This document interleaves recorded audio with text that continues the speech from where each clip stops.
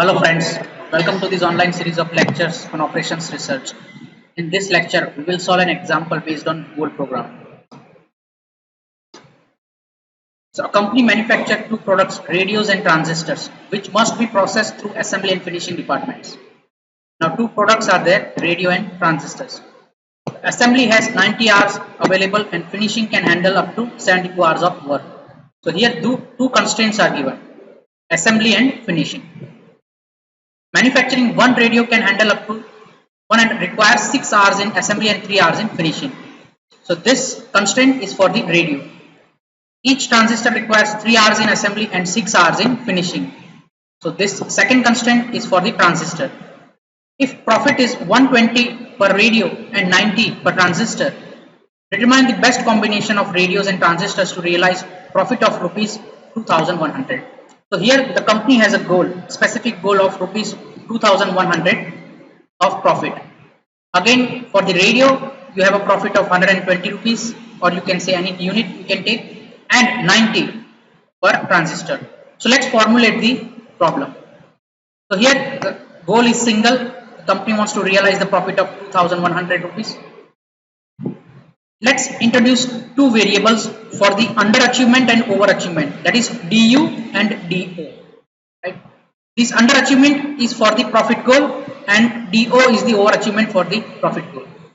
Now the objective function for the company is to minimize the underachievement. Whatever the achievement which is under, you can say under the target, the company will try to minimize it. Now three constraints are also there. The first one is per radio profit and per transistor profit, as well as the underachievement. Here if you see, the company will try to add and deduct the overachievement so that it can balance the target of 2100, right? Or you can say profit plus underachievement minus overachievement is equal to target, right?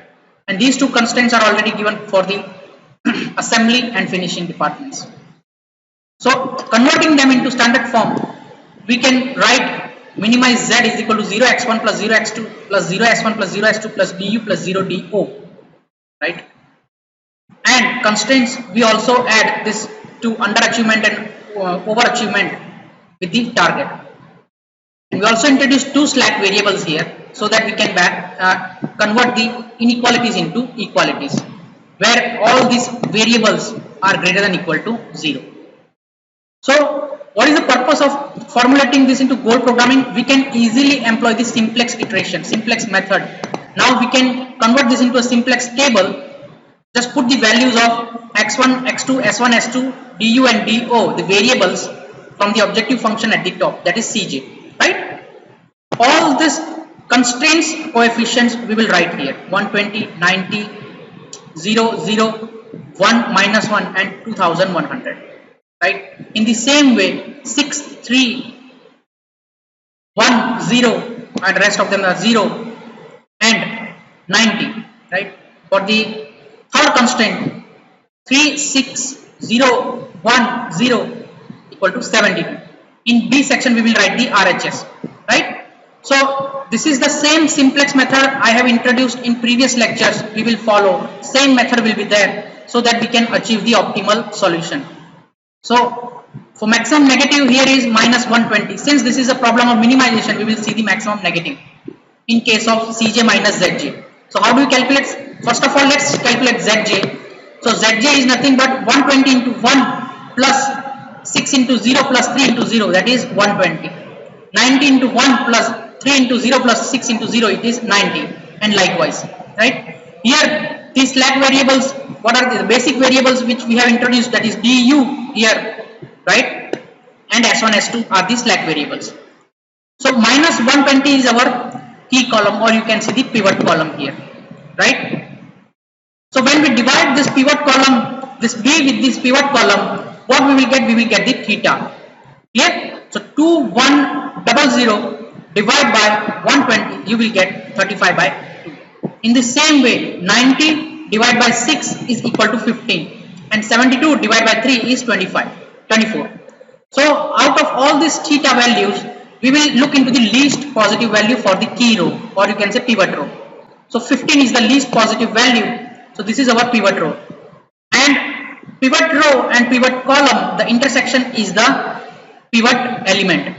So this is the corresponding x1 variable in Cj will be the entering variable here, right? And s1 will be the leaving variable in the next table. Also, we calculate the new values based on the old values formula which we have already discussed in the previous lecture of simplex method. So what you do with this key pivot row, we just divide this key element with all these elements and you get all the pivot row elements in the new table. So that is what I have done here. So this is the modified table, that is the second iteration where we have the new elements, right? And here if you see, I have written x1, that is the entering variable. Now we will again follow the iteration of simplex method where we will find out the Zj. So how do we find out Zj? Which is nothing but 30 into 1 plus 1 by 2 into 0 plus 9 by 2 into 0, which is nothing but 30. So in the same way we will find out rest of the values, that is Zj. Now Cj minus Zj is nothing but 0 minus 0 is 0, 0 minus 30 is minus 30, 0 minus 20 is 0 minus minus 20 is 20, and likewise.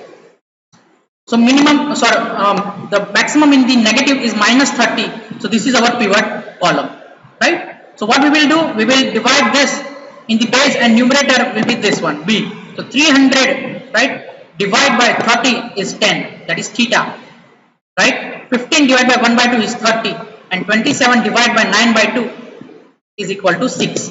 So least positive here is 6. So we will see the intersection point here, the pivot element of pivot column and pivot row is 9 by 2. So for the new elements of rows, we will divide 9 by 2 with the whole element, so we will get the new elements of this row, right? For this row, we have already discussed the formula in the previous lecture of simplex method, so that we will get the optimal basic feasible solution. Why it is optimal basic feasible solution? Because Cj minus Zj, by calculating Zj here and Cj minus Zj, this value is positive, less than, or you can say greater than equal to 0, and hence we have arrived at the minimization optimal solution for the minimization, which is greater than equal to 0. In this table, what we have done, again we have put the values, new values in this table, and we have calculated Zj. Based on Zj, we have also calculated Cj minus Zj. Now next iteration is not possible because we have arrived at the optimal solution. So how? If you see here, Cj minus Zj or Cj bar is coming out, all the values are coming to be positive or 0. Hence we have arrived at the optimal solution. So what is the solution? I have just copied down the table from the previous slide, where you have x1 is equal to 12, that is the first answer.